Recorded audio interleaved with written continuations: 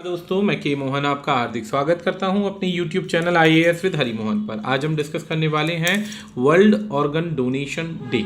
Organ donation day जैसे ही नाम से और पिक्चर से समझ में आ रहा है कि किसी एक व्यक्ति के बॉडी ऑर्गन्स को दूसरे किसी बीमार व्यक्ति या फिर उस व्यक्ति के बॉडी ऑर्गन्स के स्थान पर लगाया जा सके। जो व्यक्ति जी सकता है सिर्फ उस ऑर्गन फेलियर की वजह से वो बीमार है, जबकि ऑर्गन उस व्यक्ति से लिया जाता है जो अबाउट टू डाई है, मरने वाला है, जिसकी उम्र हो चुकी है, नेचुरल डेथ के द्वारा मर रहा है। तो उसको ध्यान में रखते हुए पूरे के पूरे संसार के अंदर world organ donation day celebrate किया जाता है और अलग अलग प्रकार से कोशिश की जाती है अवेयरनेस फैलाने की। यदि आप इस चैनल पर नए हैं तो इसे सब्सक्राइब कीजिए ताकि इसी प्रकार की लेटेस्ट वीडियो करंट अफेयर से रिलेटेड आपको मिलती रहें। यदि आप स्टेट PCS UPSC एग्जाम की तैयारी कर रहे हैं तो हमारे परचेज्ड लाइव और रिकॉर्डेड क्लासेस को ले सकते हैं, घर बैठ के आरामदायक तरीके से तैयारी कर सकते हैं। यदि अभी तक आपने हमारा ये ऐप डाउनलोड नहीं किया है तो ऐप डाउनलोड कीजिए एंड आपके एंड्रॉयड फोन्स के अंदर, ताकि आप बहुत सारा डेटा भी डाउनलोड कर सकें। इसके अलावा आप हमारी किसी वीडियो को मिस ना करें।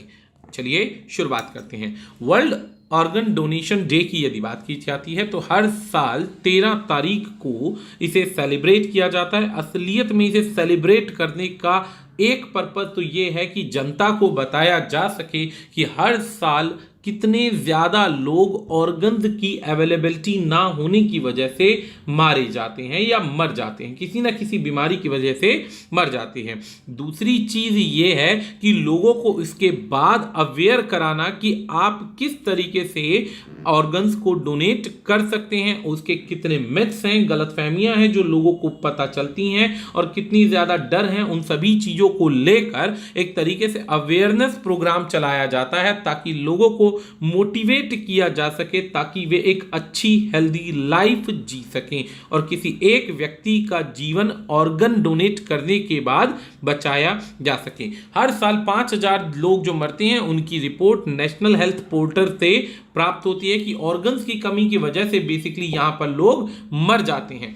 अब ऑर्गन्स डोनेशन डे के अंदर जो इंफॉर्मेशन फैलाई जाती है उसमें लोगों को अवेयर कराया जाता है, अलग अलग जो उनके दिमाग में डर हैं, अलग अलग जो गलतफहमियां हैं, उन सभी चीज़ों को लेकर।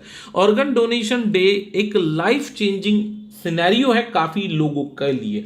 सोचिए, यदि किसी परिवार का एक व्यक्ति मर रहा है, उस मरते हुए व्यक्ति के ऑर्गन से किसी दूसरे व्यक्ति को मरते मरते भी दान कर देना, इससे बड़ा दान और कोई नहीं हो सकता। तो इसकी इंपॉर्टेंस क्या है? इसकी इंपॉर्टेंस ये है कि ऑर्गन डोनेशन ईश्वर का एक ऐसा तरीका है, एक ऐसा लाइफ का तरीका है जो गिफ्ट के तौर पर हम किसी को दे सकते हैं। इंसान बहुत सारे बॉडी ऑर्गन्स को डोनेट कर सकता है मरणोपरांत, यानी कि नेचुरल डेथ के समय पे।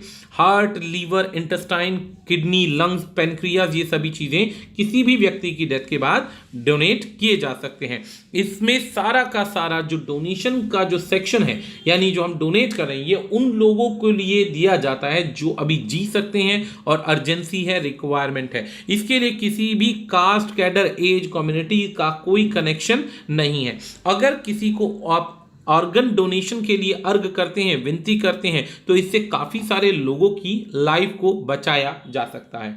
अब आ जाता है इससे रिलेटेड जो मिथ और फियर की बात करते हैं, तो उनसे रिलेटेड कुछ बातें। सबसे पहली बात, नेशनल हेल्थ पोर्टल जो है इससे संबंधित काफ़ी सारे फैक्ट्स लोगों के सामने लाता है। क्या कि कोई डिफाइंड एज की ज़रूरत नहीं है, लेकिन ऑर्गन डोनेशन काफ़ी ज़्यादा स्ट्रिक्ट मेडिकल क्राइटेरिया के अंदर होता है। और याद रखिएगा, ये डोनेशन तभी होगा जब किसी डेड पर्सन की बात होगी। यदि कोई व्यक्ति मर चुका है, उसी के ऑर्गन्स को डोनेट किया जाएगा। अगर वो व्यक्ति जीवित है तो ऑर्गन्स डोनेट नहीं हो सकते। ये बाकायदा एक क्राइम है, याद रखिएगा। और भारत में 2019 के अंदर एक नियम बन चुका है कि यदि आप किसी अननोन पर्सन, जिंदा व्यक्ति के सही व्यक्ति के ऑर्गन्स को डोनेट कराने के लिए बाध्य करते हैं तो ये लीगल एक कानून है, ये इलीगल है और एक कानून है जिसके बदले में सजा तक का प्रावधान है। याद रखिएगा, ऑर्गन तभी डोनेट होंगे जब व्यक्ति की डेथ हॉस्पिटल में होगी और ब्रेन डेड व्यक्ति होगा, यानी कि उसकी बॉडी के ऑर्गन्स वर्किंग होंगे कुछ समय के लिए, जिसके रिवाइवल, इंसान के रिवाइवल के कोई आसार नहीं होंगे। ऑर्गन फेलियर के आधार पर लिवर, किडनी, लंग्स और पेनक्रियास टाइप की चीजों को ट्रांसप्लांट किया जा सकता है। यदि कोई बच्चा 18 साल की उम्र के आसपास है और उसके माता पिता उसकी डेथ के होने के बाद ऑर्गन्स को डोनेट करना चाहते हैं तो वो डोनेट कर सकते हैं। इसके लिए किसी भी प्रकार की आवश्यकता नहीं है। याद रखिएगा कि ऑर्गन डोनेशन सिर्फ उस परिस्थिति में फेलियर हो जाता है जिस परिस्थिति के अंदर व्यक्ति किसी ऐसी बीमारी से जूझ रहा हो जिस बीमारी का इन्फेक्शन दूसरे व्यक्ति को हो सकता है। सिर्फ उस परिस्थिति के अंदर, जैसे HIV हो गया, ब्लड कैंसर हो गया, या इस प्रकार की कोई समस्या से जूझ रहा है तो वो ऑर्गन डोनेशन के लिए मना कर दिया जाएगा। अब हमने 2-3 बार बोला कि ब्रेन डेथ और डोनेशन ये आपस में क्या रिलेशन है। डोनेशन का अर्थ तो आप समझ गए होंगे। अब कई बार क्या होता है कि व्यक्ति घर पर डेथ हो जाती है, घर पर डेथ होने के बाद में उसको जब हॉस्पिटल तक ले जाया जाता है या इंफॉर्मेशन ली जाती है तो उस परिस्थिति के अंदर काफी लंबा समय निकल जाता है, जिसके अंदर जो ऑलरेडी डोनेटेड बॉडी पार्ट्स होते हैं उसके लिए काफी देर हो चुकी होती है, जिसमें वो ऑर्गन्स अंदर ही अंदर डेड होने शुरू हो जाते हैं। लेकिन अगर कोई व्यक्ति हॉस्पिटल के अंदर डेथ हो रही है और उसकी ब्रेन जो है स्टेम्स रिफ्लेक्स कर रही हैं और एब्सेंस हो चुकी है कि अब वो आगे नहीं बच सकता, उस परिस्थिति में उसे ब्रेन डेड बोला जाता है, यानी कि उसका दिमाग काम करना बंद कर चुका होता है। अब उसको बॉडी ऑर्गन्स को आर्टिफिशियल टेक्नोलॉजी के आधार पर जिंदा रखा जाता है और उस ऑर्गन्स को अलग अलग परिस्थितियों में जो आवश्यक लोग हैं उनको भेजे जाते हैं। आपको ये पता होगा कि एक व्यक्ति की मृत्यु के बाद में शरीर के अंगों के जीवित रहने की संख्या जो होती है 2 घंटे से 4 दिन तक होती है। कम से कम 2 घंटे और ज्यादा से ज्यादा 4 दिन तक उस व्यक्ति के बॉडी ऑर्गन्स को रोका जा सकता है, जिंदा रखा जा सकता है। डोनर के ऑर्गन पर डिपेंड करता है कि लंग्स कुछ, हार्ट अलग टाइम पीरियड पर जिंदा रखा जा सकता है, लंग्स के अलावा किडनी अलग हिस्से से। किडनी का तो भारत में व्यापार होता था और जिंदा व्यक्ति की किडनी को उठा करके दूसरे व्यक्ति में पैसों के आधार पर बेचा जाता था, जो कि एक कानून बन चुका है और अब ऐसा करने पर सजा तक का प्रावधान है। अब सवाल उठता है कि कौन एक ऑर्गन डोनर बन सकता है।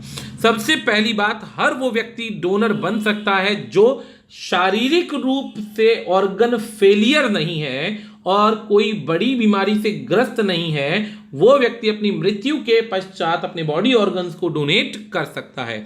इसके अंदर सभी व्यक्ति आ जाते हैं जिसके अंदर ना तो उम्र का कोई कैडर है, ना ही एज, रंग, रूप, स्वास्थ्य का कोई कैडर है। 90 की परिस्थिति में भी कई बार ऐसा होता है कि व्यक्ति के शरीर के कुछ ऑर्गन्स जो होते हैं सही सलामत होते हैं, उनको भी डोनेट किया जा सकता है। लेकिन डोनेशन करने के लिए डॉक्टर का प्रायर एग्जामिनेशन होना आवश्यक है और इसके साथ में बहुत सारे इन्फेक्शंस जो होते हैं, सिस्टमैटिक इन्फेक्शन जो होते हैं, जो एक्टिव कैंसर के द्वारा हो सकते हैं, बढ़ सकते हैं, उस परिस्थिति के अंदर ऑर्गन डोनेशन को रोका जाता है, अबॉर्ट कर दिया जाता है।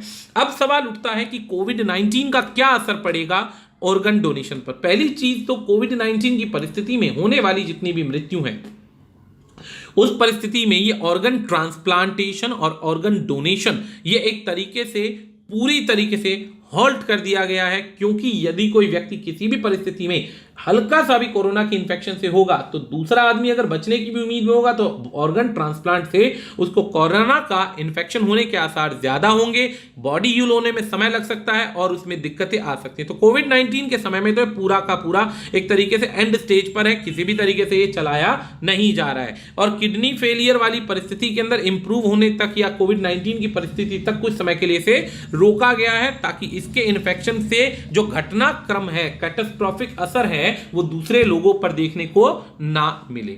अब आता है कि क्या टिश्यू और ऑर्गन ट्रांसप्लांट पेशेंट के हायर रिस्क पर है कोविड-19 के। तो बिल्कुल सबसे बड़ी चीज ये कि सरकार ने इन चीजों के रिस्क को देखते हुए प्राप्त किया है, एनालाइज किया है कि अभी हमारे पास कोविड को ही समझने का पूरा सिस्टम नहीं पता है और उस कोविड को समझने के लिए जब भी ब्लड ट्रांसफ्यूजन के टिश्यू प्लांट्स या ट्रांसप्लांट किए जाएंगे उस परिस्थिति परिस्थिति के अंदर दूसरा व्यक्ति जल्दी अफेक्ट हो सकता है। अब जल्दी अफेक्ट हो सकता है, इस परिस्थिति के अंदर लगभग सारे के सारे केसेस को रोक दिया गया है। केवल ये ऑर्गन ट्रांसप्लांट उन्हीं हॉस्पिटलों में वैलिड है जहां पर कोरोना के कोई पेशेंट नहीं है और वो सिर्फ ट्रांसप्लांटेशन के लिए अस्पतालों को चलाया जा रहा है।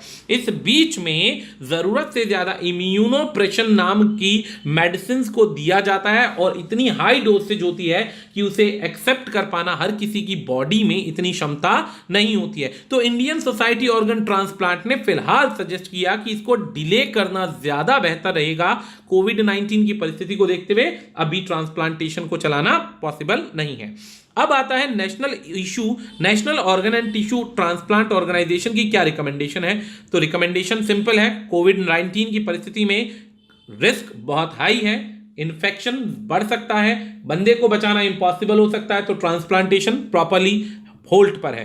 जरूरत से ज्यादा इमरजेंसी हो तो उन्हीं जगहों पर यह पॉसिबल हो सकता है जहां पर प्रॉपर इम्यूनाइजेशन हो, प्रॉपर पीपीई किट हो, पूरा का पूरा सेक्शन सैनिटाइज्ड हो, डॉक्टर्स और पेशेंट्स जितने भी हैं पूरी तरीके से कोविड-19 से ग्रस्त ना हो, पूरी तरीके से फ्री हो, सिर्फ उसी परिस्थिति के अंदर यहां पर कंसीडर होगा। अदरवाइज डोनर इन्फेक्टेड हो सकता है, डोनर तो क्या डेड बॉडी होगी, इसके अलावा दूसरे लोग भी इन्फेक्टेड हो सकते हैं। अब आता है मिथ और फैक्ट्स की बात। अब पहला सवाल है कि बहुत ज्यादा बॉडी ऑर्गन्स इंडिया के अंदर मिल रहे हैं, हमें डोनेशन की क्या जरूरत है। यह सवाल बिल्कुल गलत है। लगभग रोज 300 पेशेंट मरते हैं ऑर्गन फेलियर की वजह से। इसको टोटल करते हैं तो 9.5 मिलियन डेथ्स होती हैं एक देश के अंदर। पूरे देश में रो पीट कर बहुत मुश्किल से पूरे एक साल में 1 लाख डोनर मिलते हैं, $1 लाख और 1 लाख डोनर मिलते हैं और 1 लाख डोनर के बाद 9.5 मिलियन पेशेंट्स हैं। तो जाहिर सी बात है कि ये एक बहुत कम रेशो है। ज्यादा से ज्यादा लोगों को आफ्टर डेथ ही तो देना है यार। हमारी बॉडी का तो क्रिमेशन हो जाएगा, दफना दिया जाएगा। कम से कम मरणोपरांत ही किसी की मदद कर सकें, इससे ज्यादा बड़ा कर्म और क्या होगा। अगला पॉइंट है कि ब्रेन डेथ पेशेंट क्या जीवन में वापस आ सकता है? बिल्कुल गलत है। कोमा अलग चीज है, ब्रेन डेथ अलग चीज है। कोमा से पेशेंट रिकवर हो सकता है, ब्रेन डेथ से आदमी कभी रिकवर नहीं हो सकता। दिमाग दिल धीरे धीरे काम करना फिर बंद कर देंगे। अगला सवाल है कि ओल्डर पीपल डोनेट नहीं कर सकते, तो यह भी गलतफहमी है कि ओल्डर पीपल भी डोनेट कर सकते हैं। अगर मैं डोनर हूं तो मेरी जीवन को बचाने के लिए डॉक्टर ध्यान नहीं देंगे। अगर मैं जिंदा हूं और डोनर हूं, अगर बीमार हूं, मरने वाला हूं, जीते जी ऑर्गन डोनेट करना चाहता हूं कि भाई कुछ समय में मरने वाला हूं, तो मेरा ख्याल नहीं रखा जाएगा। तो यह भी पॉइंट गलत है कि मिसकंसेप्शन है कि यदि कोई व्यक्ति मरने वाला है लेकिन अभी कुछ दिन पहले ही वो अपने बॉडी ऑर्गन डोनेट करना चाहता है तो उसका पूरा ख्याल रखा जाएगा। ऐसा नहीं है कि उसको छोड़ दिया जाए। अगर पॉइंट है कि डोनर फैमिली को पे करना पड़ेगा ऑर्गन डोनेट करने के लिए भी, तो यह भी गलत है कि अगर ऑर्गन डोनेशन देने गए हैं, डेड बॉडी है या जिंदा व्यक्ति है, तो उसका सारा खर्च कार्यभार उस बंदे पे आएगा जो रिसीव करने वाला है। मरने वाले या डोनर देने वाले या डोनेशन देने वाले पर कोई इसका कार्यभार खर्च नहीं आएगा। तो इसी वीडियो के साथ हमने सारी जानकारी को आपके साथ शेयर किया।